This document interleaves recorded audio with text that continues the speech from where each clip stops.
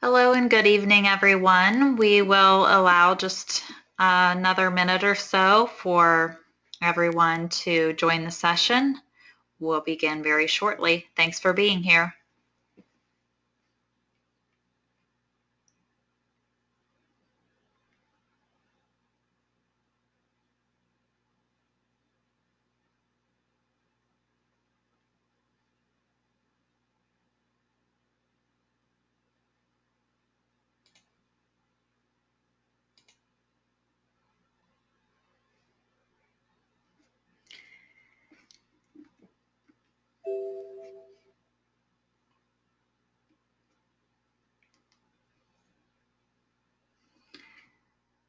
All right. Thanks again, everyone, for being here. Welcome to tonight's webcast, Micronutrients, a review with Laura LaValle. Laura LaValle is a registered dietitian and nutritionist who has years of experience in hospital-based dietetics, as well as extensive experience in integrative medicine settings, including in clinic. She's extremely knowledgeable in all things dietetics, and I know you'll enjoy her presentation today. We'll open up for a question and answer session at about 10:15 till, so please raise your hand or use the chat box if you have a question. I'm Libby Bricker, your moderator, and I'm recording tonight's session, and we'll post it to our blog on metaboliccode.com for reference within 24 to 48 hours. I'll let Laura take it from here. Hello, everyone. Welcome. We had a great turnout for this webinar. A lot of people that signed up, showing a good bit of interest in this topic. I'm going to try something new that I haven't done before with the webinars. I'm going to do this particular topic in a couple of sessions. The reason being, as I started to go through this, there are such a vast amount of nutrients to cover, and I'm really trying only to go into more relevant or more pertinent ones that we tend to deal with the most in integrative practice from my experience.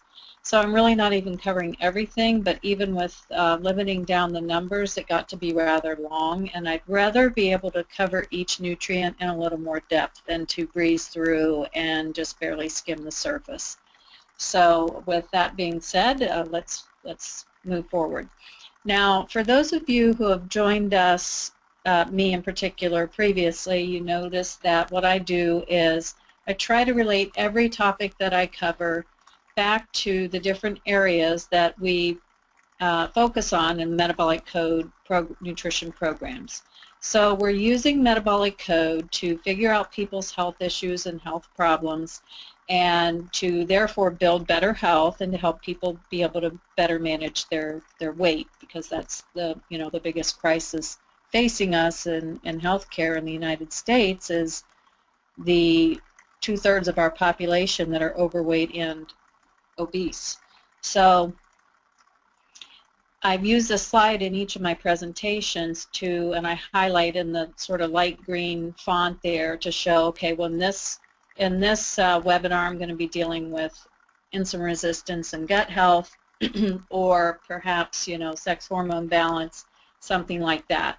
So what we do is we have the combination of diet and a specific way of doing diet to help people address gut health and insulin resistance issues in particular, but then also making sure to support anything that could disrupt a person metabolically. So whether they have chronic high levels of stress, whether their thyroid doesn't seem to be functioning optimally, whether they may have toxicity issues, they may have sex hormone imbalances, not optimal amounts of sex hormones affecting their health, and we address all these areas, and that's how we crack a person's metabolic code, we call it. We could say cracking their health code. So how do we get optimal health? How do we achieve better vitality, no matter where a person is with their age or where they are with their current health status? We can optimize by approaching our health program in this way. So if you look at this in terms of, if you want to go to the next slide, in terms of vitamin and mineral intake, well, I would literally highlight every area, because our micronutrient status affects everything from the person's insulin resistance, to the gut health, to their stress, to thyroid, to toxicity. We need optimal amounts of all the vitamins and minerals to keep all of these areas functioning optimally. So for example, with insulin resistance, it's, you know, if we have a person that's showing signs and symptoms of insulin resistance, which means that, you know, their waist is bigger than their hips, or they tend to gain their weight in their midsection when they do gain weight, and their blood sugar is creeping up, and their blood pressure is creeping up, and their lipids are elevated, you know, we have that milieu of insulin resistance. So how insulin resistant a person is, one of the things we use as a barometer for that is if you put them on a lower carb diet, which is one of the features of our metabolic code diet, and as soon as you start to introduce carbohydrates again, they start to gain weight very rapidly. That's another indicator that their body just can't handle carbohydrates. They don't metabolize carbohydrates well. So what we do in our practice is we replete their nutritional, all the nutrients that affect carbohydrate metabolism. So things like magnesium, chromium, zinc. Some people work with vanadium. We don't work with that in particular always. Certain parts of the B vitamin, thiamine. There are many others. Vitamin D influences this. Alpha lipoic acid, which doesn't fall into a vitamin mineral category as a nutrient, that's influences this heavily. So we address it by giving a, in our particular instance, our nutritional blend that we formulated for this particular incidence is GluteReg4. So that's the way we do it with the metabolic code. For gut health, you know, probiotics, again, not a vitamin and mineral, but it's something that influences gut health so strongly that that's part of what I wanted to do throughout this presentation. I want to make sure that I don't just talk about the vitamins and minerals themselves, but I talk about the other nutrients that can affect it, or substances that can affect it. In particular, in our metabolic code line of nutritional supplements, we have our Mucosa Calm, which is a supplement that contains zinc carnosine, because it's a, and I've got the reference for it at the bottom of the slide, it's a nutrient that is well studied and well known to help rebuild gut tissue linings. So even in this particular study is indomethacin-induced gut permeability, which, you know, and indomethacin is a common drug used in rheumatoid arthritis, and we know that NSAIDs break down gut linings. But when you give it concurrently with zinc carnosine, we didn't see the gut permeability develop in this study. So this is how powerful individual nutrients can be, and it's why I wanted to cover this topic and make sure that we covered it very thoroughly. So just to quickly go through, you can see with stress, we for sure want to make sure that people have adequate intake of magnesium, adequate intake of B vitamins, which influence neurotransmitter production, so different neurotransmitters that can get out of whack under chronic long-term stress, and things like vitamin C, because under chronic long-term stress, our adrenal glands start to actually not start to become exhausted, so to speak, and vitamin C is a nutrient that helps keep adrenal glands happy, very happy. They need a lot of vitamin C. For thyroid function, we have a formula that includes iodine, selenium, zinc, iron, and vitamin A and vitamin C are very important for thyroid hormone function as well. So, of course, we need to make sure we have adequate iodine. We all know that thyroid hormones are made from iodine. But there are things that are important, the other trace minerals like selenium and iron that help transporters for the iodine and tyrosine, and selenium that helps the conversion. And there's a known role for vitamin A. In fact, in third world countries, when they're trying to give iodine to kids who are iodine deficient, they have to make sure that they have adequate vitamin A also, or the iodine supplements don't work. So this is all the kinds of interactions that influence our vitamin mineral status, and these are all the reasons why we need them. You know, there are a variety of nutrients that are needed for phase 1 and phase 2 detox pathways. Selenium is a trace mineral that in particular is important.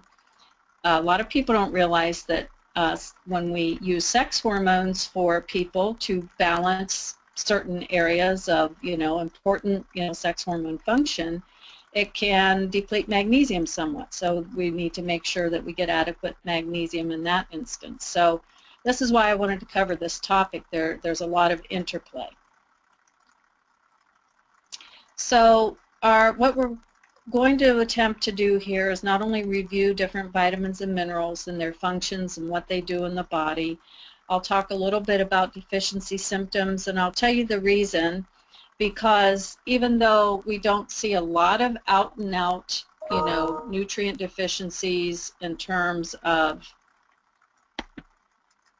things like beriberi, we do see functional deficiencies. And what I want to try to review with you is what I still see today. I've been in nutrition a long time.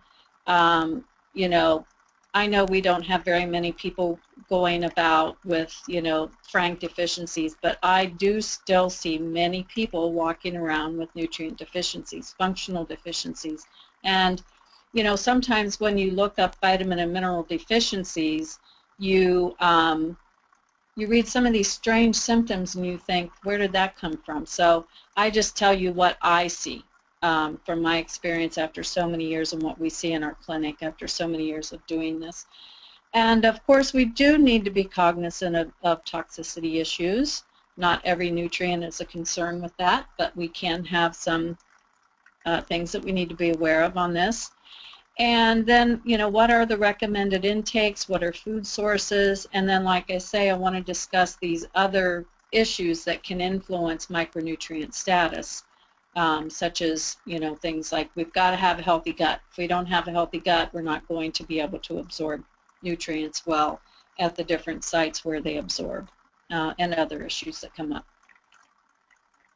Let's move on.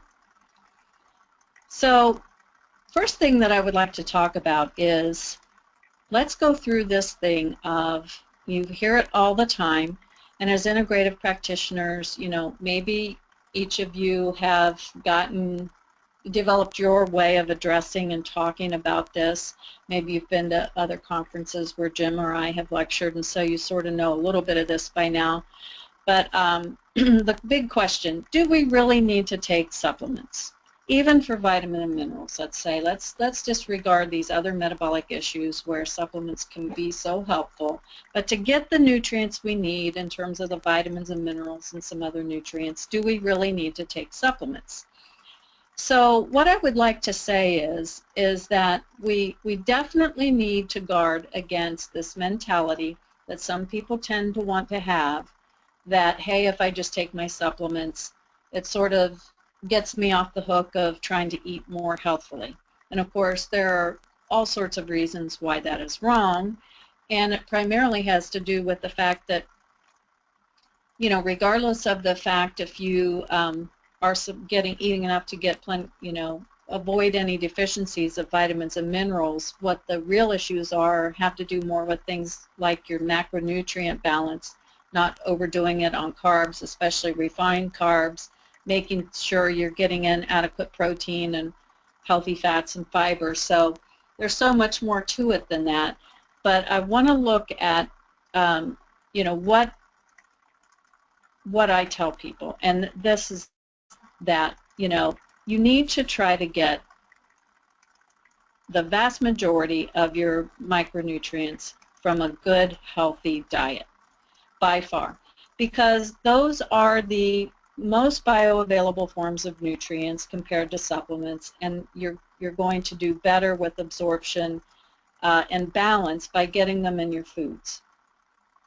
And just by way of education, here's where the variety of foods advice comes in. So if you look at by food category, what nutrients do we tend to get by food category?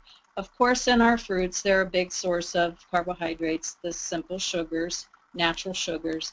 We get water, we get fiber, but these are some of the best sources of things like vitamin C and folate and potassium.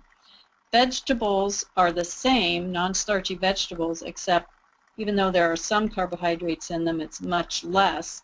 And so you get a lot of the other nutrients, the fiber, the folate, the vitamin C, the potassium, and as well as a lot of minerals in a lower glycemic and lower calorie package. So they're very nutrient dense.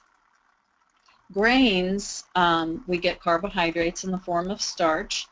We get water, fiber, and a lot of B vitamins. So your folate, niacin, riboflavin. If they're whole grains, you'll get some minerals, iron, magnesium, selenium in particular. And because of the oils in grains, they're a natural source of vitamin E. You get a little bit of protein. But the point being, if they're whole grains, you get more nutrition from them. But those are the nutrients that are typically found in grains.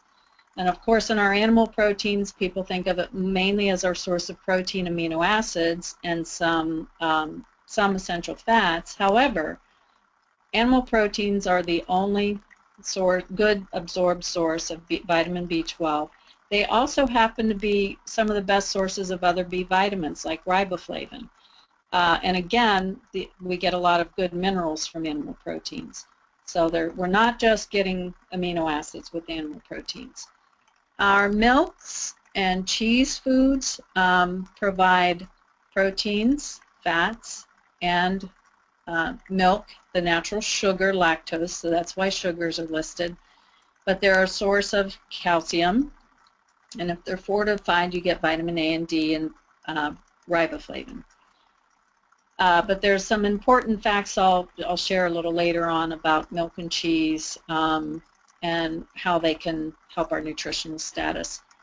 Nuts and seeds, again, you're getting healthy fats. You get a little bit of starch in nuts and seeds. A lot of people don't realize that. A little bit of protein, but primarily they're a fat source, and therefore they're really rich in vitamin E. They're also very rich in trace minerals.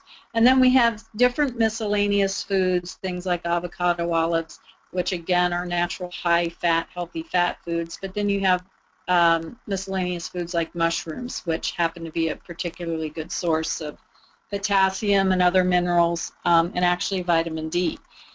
So by eating the variety of all these foods, that is a way that we can ensure that we're getting a broad base of foods to provide all these essential nutrients that we need. However, you know, as we know where this breaks down, why? Well, just our nutrition and health habits in the United States do not support intake of a lot of nutrient-rich foods, primarily because there's so many refined and processed foods. So it's possible to get through a day with eating everything out of boxes, bags, cans, you know, bottles, and very refined and not rich in a lot of the nutrients. Therefore, when you analyze the diets of Americans, you see statistics such as these where 80% of the people are under the RDA for B6, 75% under the RDA for magnesium, 68% under for calcium, 50% for vitamin A. We do a little better on vitamin C, only 45%, not getting quite enough. And you know, the huge nutrition studies, the NHANES studies, that an old one found, you know, when we were going by the 5 a day mark for fruits and vegetables, not even 10% of Americans were getting 5 a day. Well, what are the more recent statistics? It hasn't really changed. Looking here at statistics that were gathered in studies and published in 2013 found that the average adult ate a little over 1 fruit serving per day and 1.6 vegetable servings per day. So, you know, add that up, you're lucky if you have 3 servings of fruits and vegetables a day. So we're still not doing real well as a country with this nutritional intake. And yes, optimally, if we could get everybody to eat a really healthy diet, we would be able to avoid these horrible statistics, but that's what we seem to have a hard time being able to do. And so what we have is we have low intakes of the most nutrient-dense foods, the fruits and vegetables. And therefore, these are a big part of the reason why people are lacking in intake in a lot of these different vitamins and minerals. They have high intake of energy-dense, nutrient-poor foods, the refined sugars, flours, and separated fats known as oils, which at least with oils you typically get some vitamin E. But it just means that you're taking in a lot of calories and you're not taking in the nutrients that you need to process those calories. So not only is the intake poor, but we also have a situation where the nutrients in our foods are declining. And this is documented. From the 1950s to 1999, many nutrients that were analyzed all declined. And what they looked at here were garden crops, so produce. So protein levels that form in the plants are lower. Calcium levels are lower, phosphorus, iron. Now, the minerals, remember, they absorb from the soil. The vitamins form as a process of the growth of the food, with the process of absorbing sunshine and photosynthesis and everything. That's how the vitamins form. So things like riboflavin and vitamin C all declined. All of those are examples of nutrients. So magnesium, looking at magnesium, this is just an example. Magnesium in Brussels sprouts, from 1950, it was at a level of almost 20 milligrams per 100 grams of the food. 100 grams is not quite a quarter of a cup. So didn't have to eat very many to get a pretty decent dose of magnesium. To now, more current levels are only 8 milligrams per 100 grams. So it still is a decent source, but not like it used to be, and it's because our soils are depleted. We just don't have the same ways of regenerating the soils. For one thing, we don't allow, now we have flood control. Flood management is a big issue in this. It used to be in days before we managed, rivers with dams and things like that, that when we would get heavy rains, every so often you would have flooding.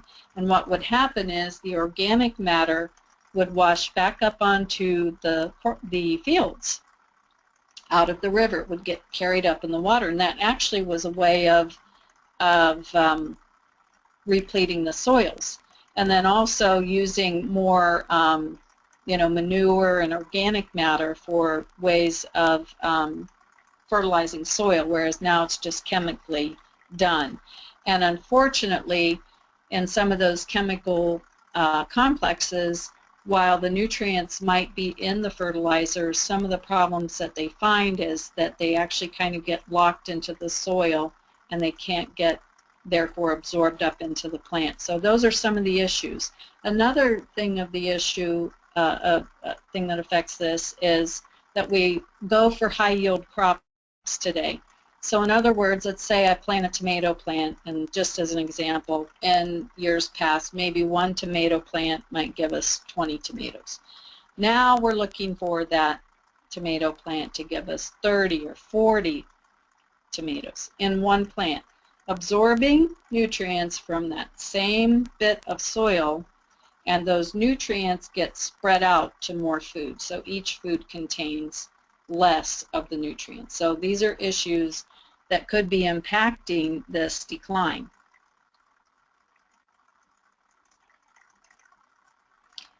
And then you put on top of that things like people using a variety of prescription drugs today that can affect their nutritional status.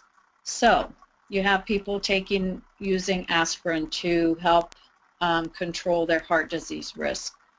That depletes vitamin C.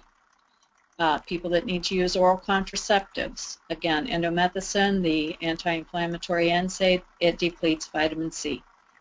Vitamin D is depleted by your anticonvulsant category of drugs, by corticosteroids, by H2 antagonists, and these are common, common drugs that people end up using. These are not the uncommon things.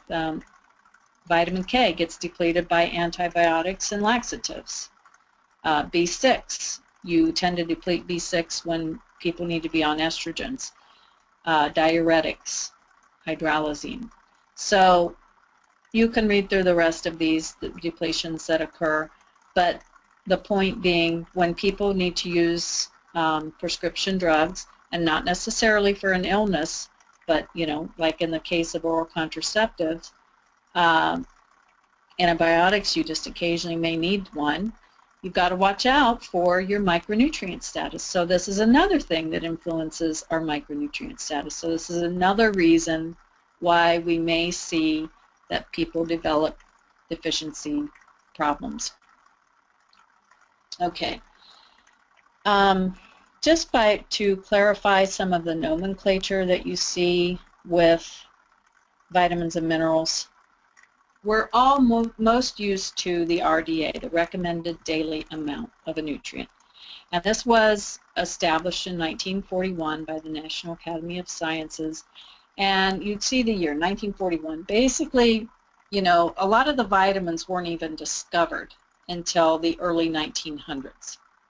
And from there, it took some time to realize things like, deficiency symptoms. And so when the mindset in the, in the mid-1900s was, what amount of the different vitamins and minerals that we've discovered do we need to prevent these vitamin deficiencies that were being seen, scurvy and beriberi, for examples. So the mindset was an amount that would prevent the deficiency symptom, and it could be fairly low.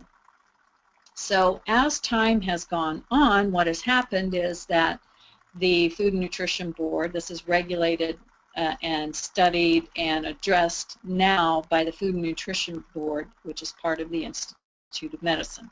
So I'm happy to say there's an awareness that it's not just about preventing deficiency. It's about trying to determine what is an optimal level of nutrient to prevent chronic illnesses like things like heart disease and cancer. So we're not just looking at deficiency, we're looking at an amount that would help support more optimal health.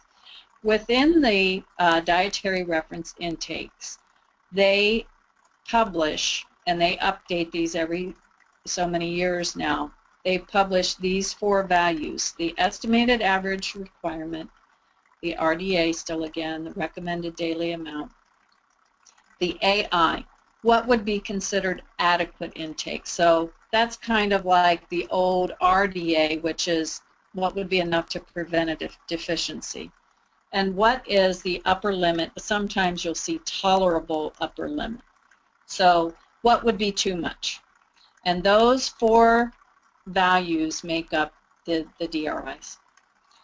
Now, to show you on the next slide what became of the numbers when they made these changes, it's been interesting, to say the least, for those of us who have been in nutrition for a long time. One thing that happily was done was that the recommended daily amount for folate doubled. So this was in response to preventing spinal cord birth defects. Vitamin C, wow, they upped it 30 whole milligrams. For those of us who work with vitamin C, you realize hardly anything, but at least they increased it. Now, interestingly, with calcium, the RDAs for calcium, have been reduced. And why might that be? Well, we've been seeing that perhaps over intake of calcium especially for those of us who know nutrition. If you don't have adequate intake of other nutrients that you need to properly utilize that calcium, can increase some health risks. Kidney stones, plaquing in your arteries. So we don't want to take in too much calcium, especially if our body can't utilize it well because we don't have all the other nutrients that we need. And they up vitamin E a little bit. So in terms of what's going on here, you know, the amounts are, when they do increase, are really conservative. But, you know, at least they're working hard to try to determine these more optimal amounts. We should continue to see these evolve into more meaningful numbers over time. So this slide shows, again, and you've seen this one in some other presentations, but I love it because it shows where different nutrients absorb in the as they travel through the intestinal tract, from the small intestine, the duodenum, through the jejunum, and on down. And I like this because it's just nice to have something like this as a reference. It's particularly important for our, anymore, it's gaining more importance due to bariatric surgeries. But anytime a person has had to have a surgery and have a section of their intestinal tract removed, we can look at the section that it is, and we can know the nutrients that it's most likely to affect. The other reason I like this is because I like to make the point to show that, you know, we really have to take care of our gastrointestinal tract. So, you know, our beneficial flora play a really active role in maintaining the health of our intestinal tract. But there are things that also affect it, such as I mentioned the use of NSAIDs and how they can cause the tissue in the gastrointestinal tract to break down.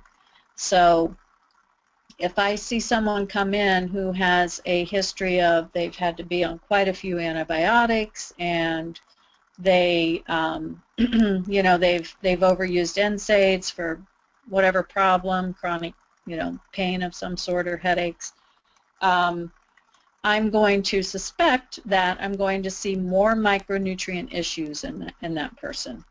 And that, you know, it's not just a matter of giving them a vitamin and mineral, it's a matter of rehabbing the gut tissue itself so that it can be, those nutrients can be absorbed.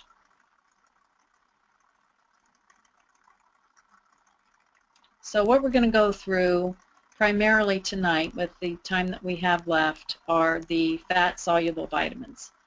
First, we're going to go over vitamin A, and let's see if we can get vitamin D, vitamin E, and vitamin K are fat-soluble vitamins. And I highly recommend the Linus Pauling Institute at Oregon State as a reference for information on all the micronutrients. They do a fabulous job. They keep the information updated, and it's just a wonderful place as a go-to for a good spot when you want to read up on different nutrients. On vitamin A, our RDA is set at 900 micrograms. Typically on the labels it will be listed in IUs.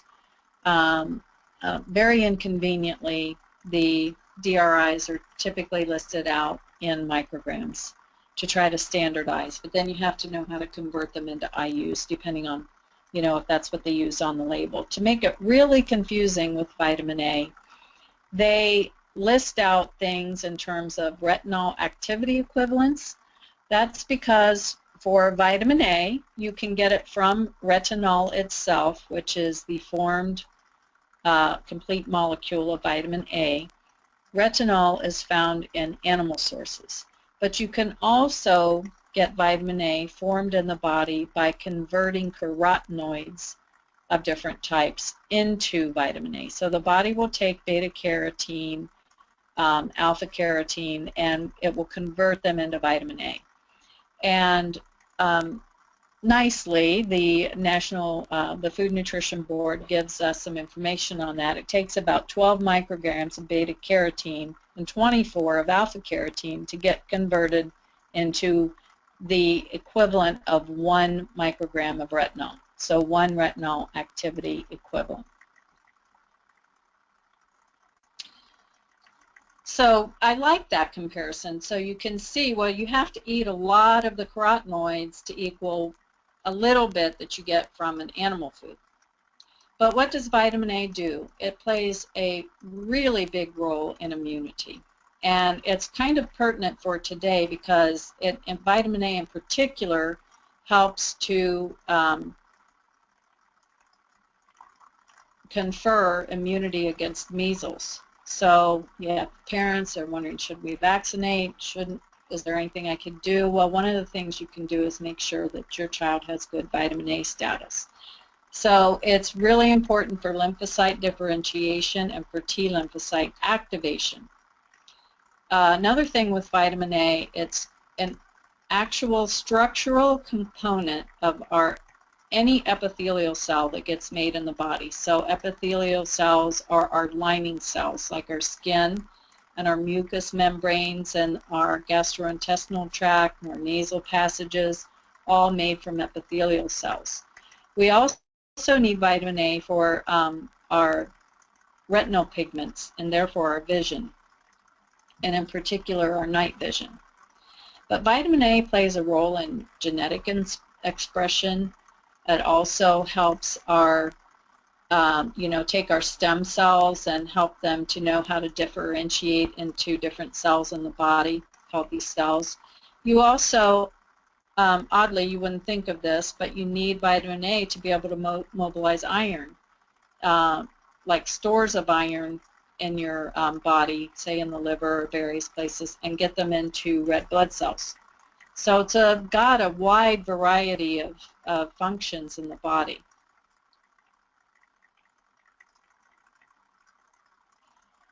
I didn't go through all of the deficiencies that could be listed, but if you know what it does, then you know what lack of it will do. You will notice compromised immunity, more prone to getting sick. It's not just vitamin C that influences that. Vitamin A has a big role in that. Since it influences our skin, our epithelial cells, if we don't have enough vitamin A, we'll see things like bumpy skin. In particular, that tends to happen on the back of the arms. They call it goose flesh. Or dry, rough skin. Even hangnails. That's something, if I see people with hangnails, I know that they need a little more vitamin A. And, we still see, and this tends to happen as we get older in particular, but it can be in a younger person. If people tell you, I can't see, very well at night, vitamin A. I just say, hey, get a little more vitamin A, and that'll really help that. So I really find this to be pertinent in everyday practice. These things come up all the time. And it's just very helpful, and people get so impressed when you know what micronutrient addresses that issue. So our sources are, orange fruits and vegetables, our dark green vegetables as well for plant sources. And in the animal sources, it's in eggs, it's in things like butter or cream and liver. So animal sources can be particularly good, as I noted earlier. Now, what about toxicity? What's going on with vitamin A? Well, vitamin A is the one that you hear nowadays that we really have to watch the amount in a multivitamin and mineral. Why? Because if you take in too much vitamin A, it can impact bone density.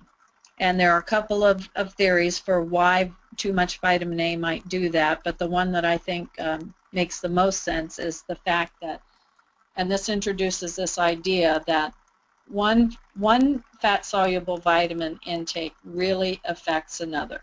So if you're taking in a lot of vitamin A, apparently it can impact our absorption of vitamin D. And if you're not getting enough vitamin D, that would affect bone density. Or they think that somehow it might directly cause the osteoclasts in bone to become more active, and of course those are the ones that break down your bone. The osteoblasts build your bone.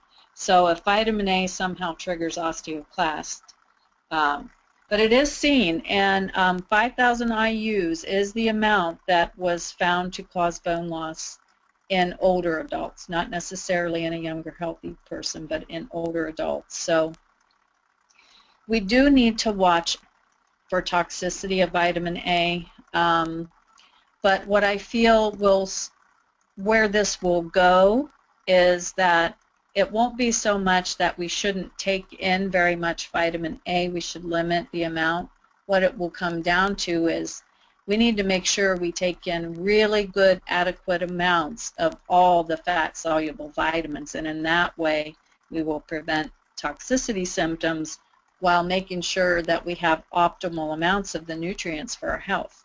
So the upper limit on vitamin A is set at 10,000 IUs.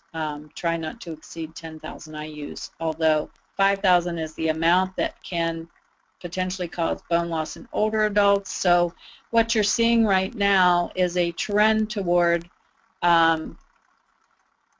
getting, you'll see in multivitamin and mineral formulas that they're no longer putting in 5,000 IU or 10,000 IUs, they're lowering it to 25,000. And then, of course, one of the things that we need to be aware of with people on vitamin A is that they should not take any vitamin A if they're using Accutane. So though, you know, you have to remember, ask people, do you use Accutane for your skin? And you have to be aware of that when we give them supplements. Okay, vitamin D. Wow, what a big bunch of stuff that we've been hearing and reading on vitamin D over the last few years. And of course, this is the nutrient that's taken such a huge turnaround for those of us dietitians and other people that have nutrition degrees. Wow, boy, do I remember these strong warnings, you know, vitamin D, the most toxic of all the vitamins and minerals, and it stores in the liver. You have to really be careful. And now, my goodness, we're giving very high dosages to optimize amounts and no toxicity, no toxicity. So here's what it is. The RDA for vitamin D up to age 70 is 600 micrograms or 600 IUs is what that is. And typically it is listed on labels in IUs. As we get older, they recommend upping it a little bit if you can and getting more. Try to keep the density of the bones primarily is why that is. And, you know, vitamin D, the number one thing we know it for is to keep our bones strong and healthy in our teeth and prevent rickets. So that's what everybody knows vitamin D. But what has been coming out over the last few years is how much vitamin D impacts so many areas of health, in particular immunity, because it modulates T cells. It also plays a role somehow, they're still sort of figuring out, but in insulin secretion and therefore glucose regulation. It also plays a role in the renin-angiotensin system, which of course is what controls our blood pressure. So without good amounts of vitamin D, we can't make proper amount of renin and will be more prone towards high blood pressure. So the deficiency symptoms, if we skip over how to assess vitamin D on that measure line, are, you know, if people don't get enough, and you will still see some kids that develop rickets because they don't get exposure to any sunshine, especially if they're dark-skinned nationalities that prevent the absorption of vitamin D.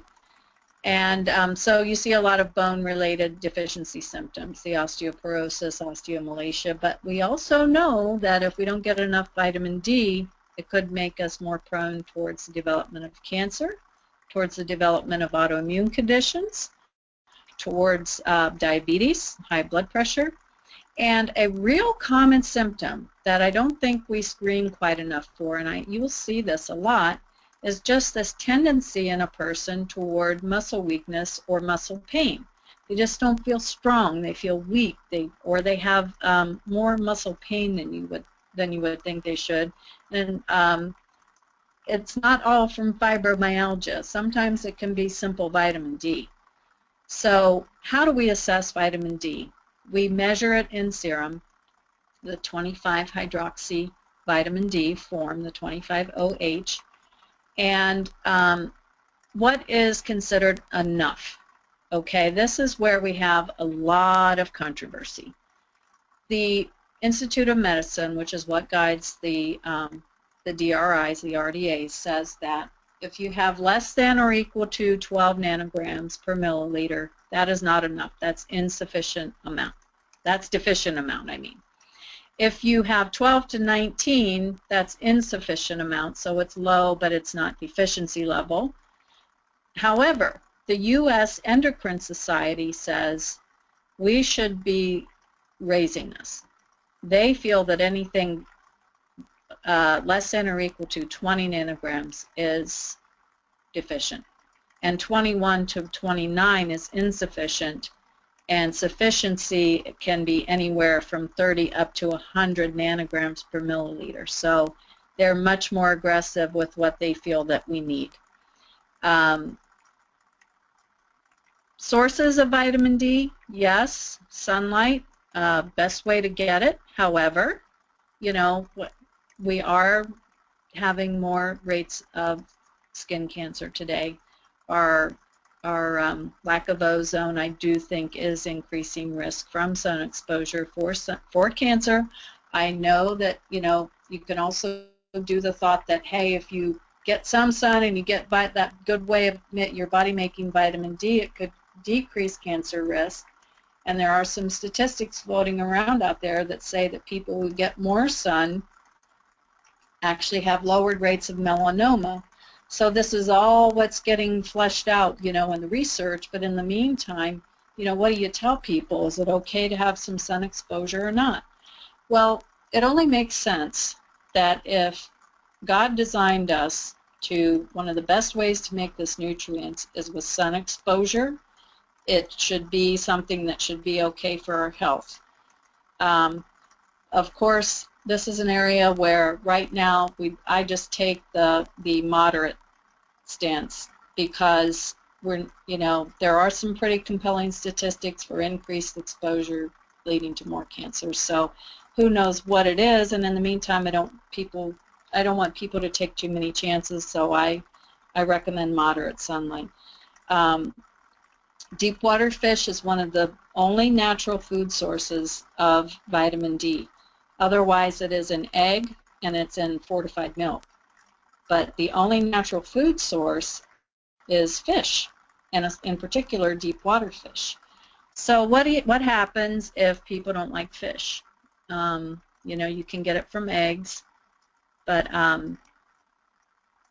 for most people, you're probably going to have to supplement some, especially with all the, you know, we live indoors, we work indoors, we're not living and working outdoors anymore.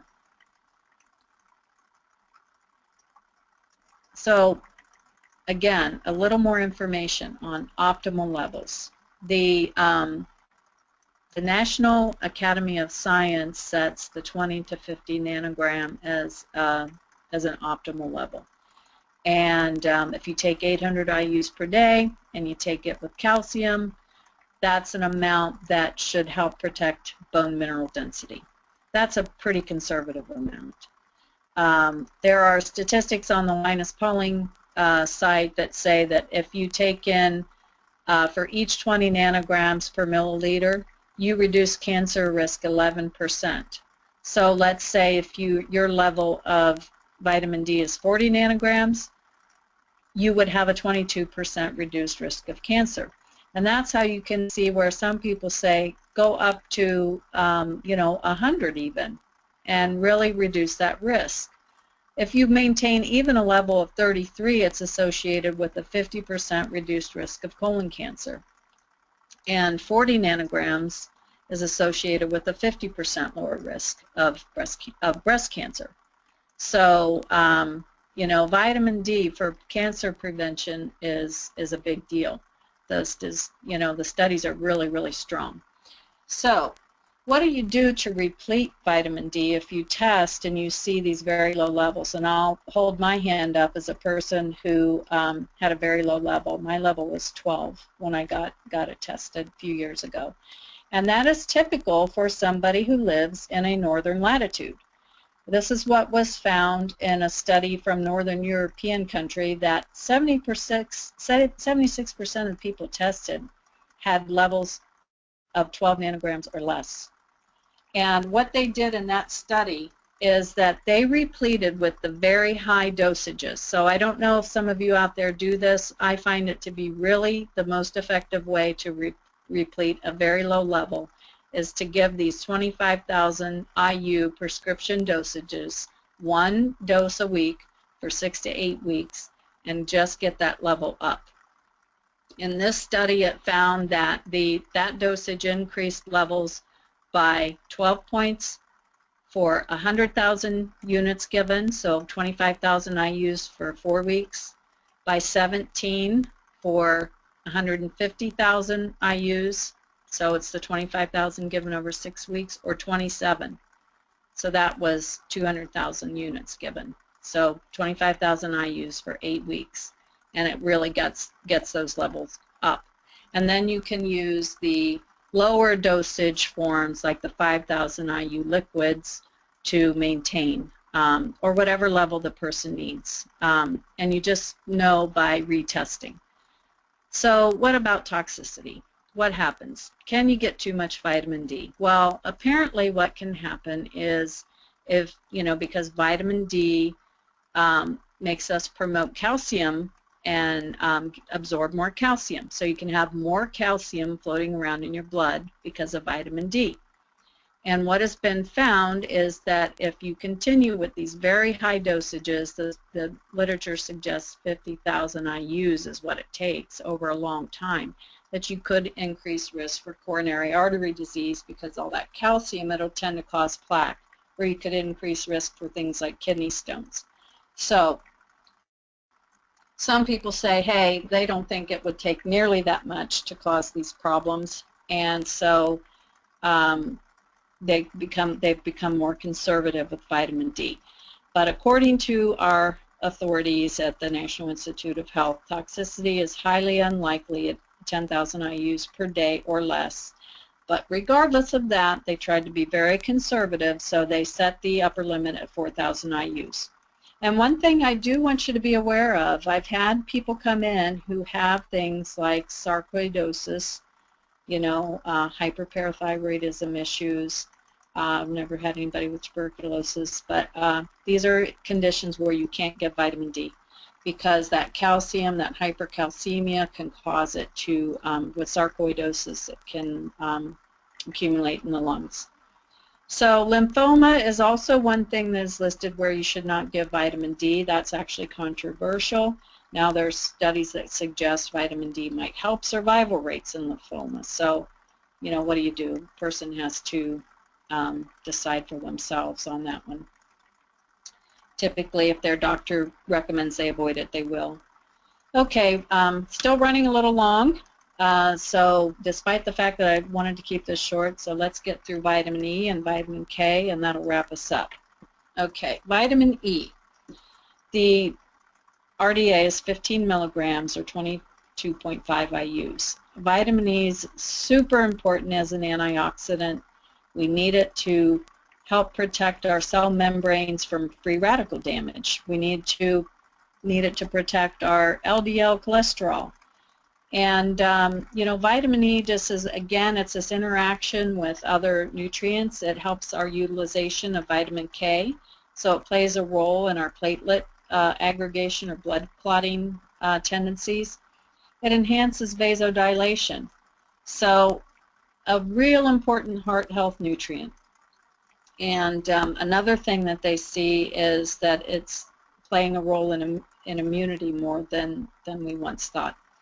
So any tissue that's prone towards oxidative damage is going to be at risk. So when we have severe deficiency, lack of intake of vitamin D, we'll see things like a tendency toward neuropathy and retinopathy, even muscle weakness, and oddly impaired balance and coordination. And again, this might have to do with the effects of, oxidative stress and damage on the nervous system.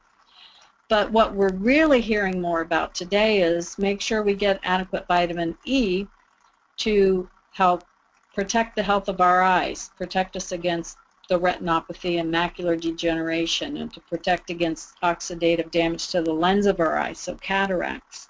And we need it for heart health. And now they're knowing that it plays a role probably in Alzheimer's dementia. So where do we get vitamin E? Wheat germ is a good source, and other oils.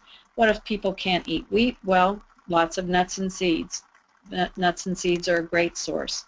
You actually get more vitamin E in other plants than you realize. You get it in dark green leafies, and you get it in avocados. There's some in egg yolk, and also whole grains. I forgot to list that, but the oils from grains do contain some vitamin E. Could it become toxic? Well, apparently if we take in tons and tons of vitamin E, the thought is that it could make us more prone towards having too thin of blood. So we would want to watch this in terms of bleeding risk. So it's a good idea to be aware of this. We just play it safe rather than sorry. If we know someone's going in for surgery, we take them off of vitamin E for a few days prior to surgery. So we don't want to take any risks. So those are just the things that you need to be aware of. Vitamin E, this was interesting, as you probably all know by now. We needed natural alpha tocopherol, not the synthetic versions. The mixed tocopherols are preferred due to, I didn't finish that sentence, because it's felt that if we take in only one type of tocopherol, that it would lower the absorption of the other types. So it's alpha, gamma, and delta tocopherols in particular. One of the big issues with vitamin E that I think people kind of forget about, most of us are not advocates or proponents for very low-fat diets, but if you have someone come in that was steered toward a very low-fat diet for some reason, it does affect the absorption of vitamin E. In fact, vitamin E will not absorb without some dietary fat to make it go into the blood. So it's really important to have some fat in the diet to make sure you're absorbing your vitamin E.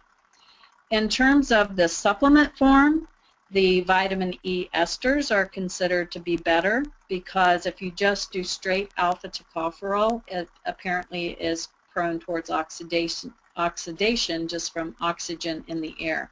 And if you have it in those ester forms, it protects it against that. And in terms of interaction between different types of nutrients, this is where we can take in good vitamin E, but taking in a little bit of vitamin C too helps that vitamin E to stay active, because what it does is once the vitamin E donates its electron to neutralize a free radical, it is now no longer a good antioxidant. Well, what vitamin C can do is come along and donate an electron back to it, and it'll get it back to its active state. So it's cool, the interaction between the nutrients. Okay, vitamin K. Another nutrient that all of a sudden is front and center in importance for our health. We're talking more today about vitamin K than ever, and it's because it's needed for healthy blood clotting and balance of our anticoagulant proteins. So not over clotting, but keeping our blood a nice ability to clot, but not clot too much, and therefore cause problems with strokes and heart attacks. Vitamin K2, so this is the big development, as we found out there's more than one type of vitamin K. And even within the vitamin K2, there are several different forms of it now that have been identified. MK4, MK7, 8, and 9. This is the form of K that directs our calcium. So when we say over intake of vitamin D might make too much calcium go into the blood, could it be that really people aren't getting enough K2? It's not the over amount of vitamin D, it's that they don't have the K2 they need to direct calcium properly to where it needs to go, into the bone, and to prevent calcification of soft tissue with calcium. That's what we need K2 for. So if we don't have enough of the vitamin K, K1 and K2, we'll be prone toward osteoporosis, increased risk of fractures in our bones, and we'll be at increased risk for heart disease, things like kidney stones, anything that not getting that calcium to where it needs to go could cause. So calcification of the arteries. We get vitamin K from dark green leafies or any green vegetables in particular. That's K1, but our K2 is formed by intestinal bacteria. So, and interestingly, once it's formed in the gut, it just absorbs straight through and goes via the blood to the blood vessels and the bones. So probiotics, I listed that. That is super important for making sure we have good production of vitamin K2. You can supplement with K2, but we really need the probiotics anyway, and if we're taking good probiotics, it'll help protect and make sure that we're directing our calcium where it needs to go and lowering our risk for heart disease. So you'll see foods listed for a source of vitamin K2, natto, which is a fermented soy product. You'll see also cheese, egg yolk, butter, and animal proteins listed as good sources of K2. But green leafies and probiotics, super important for vitamin K. So when you look at your clients today and you look at the average person, you say, are we meeting nutrition needs? Yes, for the most part, the average person walking around is eating enough nutrients in the diet that they don't have outright deficiencies.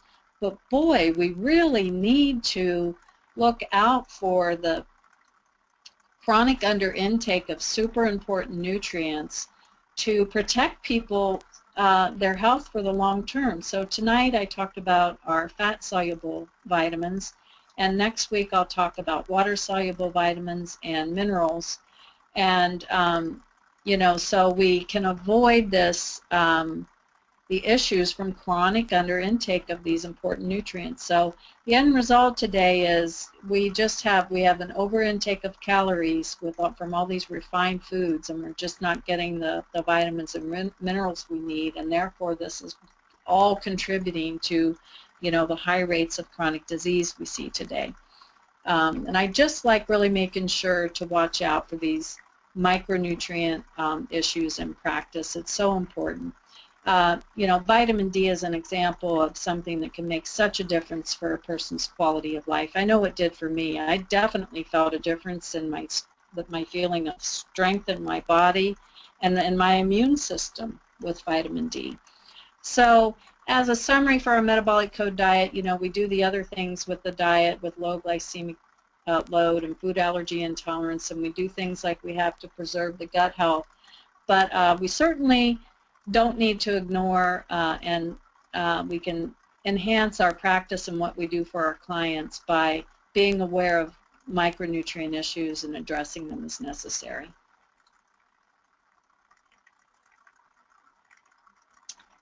So next time, so supplements per individual needs, and how do we know it if we don't assess it? Next time, like I said, I'll go into water-soluble nutrients and minerals. And do we have any questions?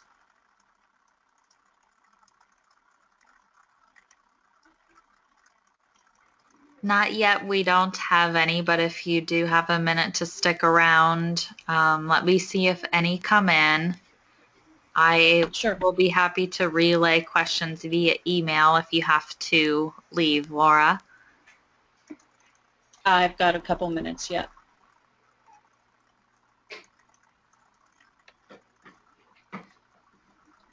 Okay, it looks like we do have something here. What dosage of vitamin E do you suggest for lowering LDL? Well, you know what, if you don't mind, I will make myself a note to try to address this in more depth next time, because part of this vitamin E dosage has to do with what form of vitamin E you give. I really like the mixed tocopherols, and I know that Jim, my husband, whenever he does formulations for vitamin E, he tries to use the vitamin E succinate form. But I do feel that this is one nutrient where the RDAs are really low. The reason why I'm hedging on the dosage is because now we've got another thing that plays in this, and that is the tocotrienols supplements are coming on so strong as being a real effective way to protect heart health. But in general, if I'm looking at an alpha tocopherol, I would look more in line with amounts that are around like at least 12,000 or 1,500 to 2,000 IUs. That's just with straight vitamin D. So most of them are looking at levels of like 800 to 1,000 milligrams if you're looking at it in terms of milligram dosages. But I've made myself a note, and I'll actually dig in a little better to make sure I can give you a better answer. We tend to not use as much separate vitamin E as I know some other practices do, because we look at lowering risk in a lot of other ways. Gut health being one of the most important, like making us prone towards inflammation and all the plaquing problems that happen as a result of damage from lipopolysaccharide and things like that. So that's why it's not one of our real go-to things like a lot of practices, but that's my recommendation in general. And I'll get more specific on that next time. Okay, that sounds good. I'm not seeing other questions come in. I do have a thank you for the information, and as you mentioned, we'll follow up on that next time. I will post the next webinar on our events page on metaboliccode.com, where I will also post the recording of tonight's session on our blog. Also, if you are not yet a subscriber, you can register for a demonstration of the Metabolic Code system to see how you can incorporate that into your own practice. Just go to the platform section of metaboliccode.com. So thank you, Laura, for the great presentation, and thank you all for attending tonight's session. We appreciate you being here, and everyone have a great evening. Thank you, everyone. Thank you so much, and I can't wait to pick this up next time. Thank you. Good night.